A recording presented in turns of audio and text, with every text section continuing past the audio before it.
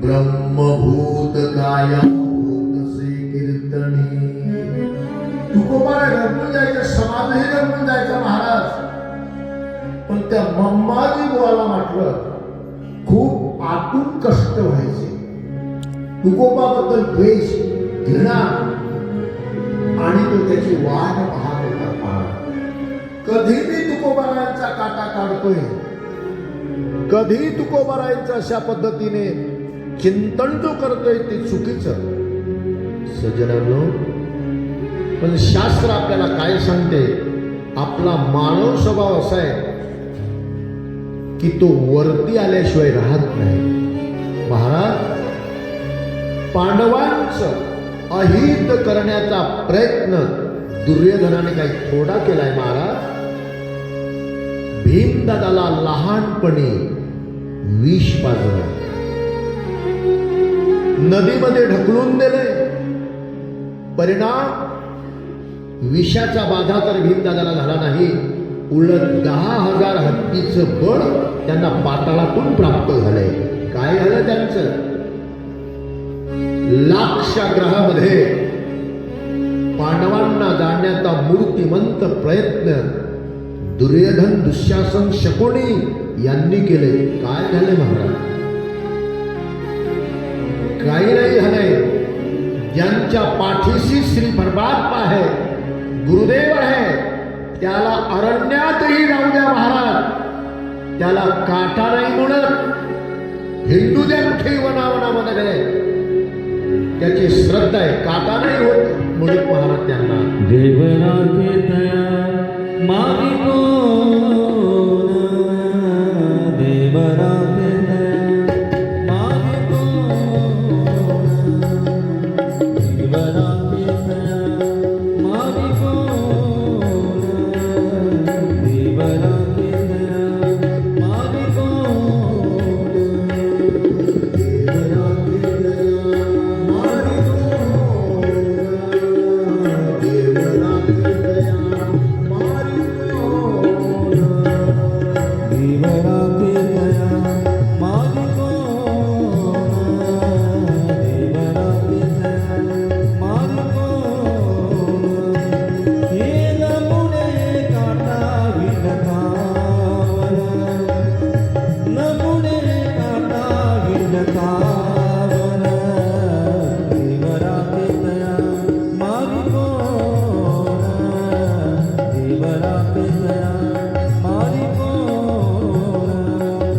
देवराते दया मागितो,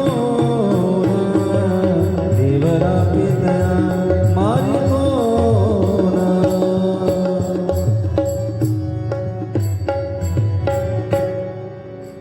हे महाराज, पांडवांबद्दल कौरवांच्या मनामध्ये विष भरलं होते. तसा हा मम्माजी होता महाराज. संधी पाहत होता, तुकोबाचं वाटोळ कधी होईल अशी तो संधी पाहत होता.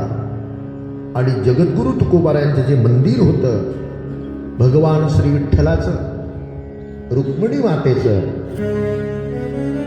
त्या मंदिराच्या पाठीमागे दक्षिणेला हा जो मम्माजी होता, मंदिराच्या मागे दक्षिण भागाला त्याने असे झाडं झुडपं लावलेले होते. मंदिराच्या शेजारी फुलं असतील, काही बगीचा असेल त्याचा, असं त्यांनी लावलेलं होतं. आणि महाराज, एक दिवशी काय झालं की जगद्गुरु तुकोबारायांची जी अशा प्रकारे पुण्यामध्ये बुधवार विठ्ठल, ते बुधवार पेठ, त्यांचे जे सासरे होते आप्पाजी गुडवे, आणि यांची ही लाडकी मुलगी होती महाराज, जगद्गुरु तुकोबारायांची पत्नी आवली म्हणा.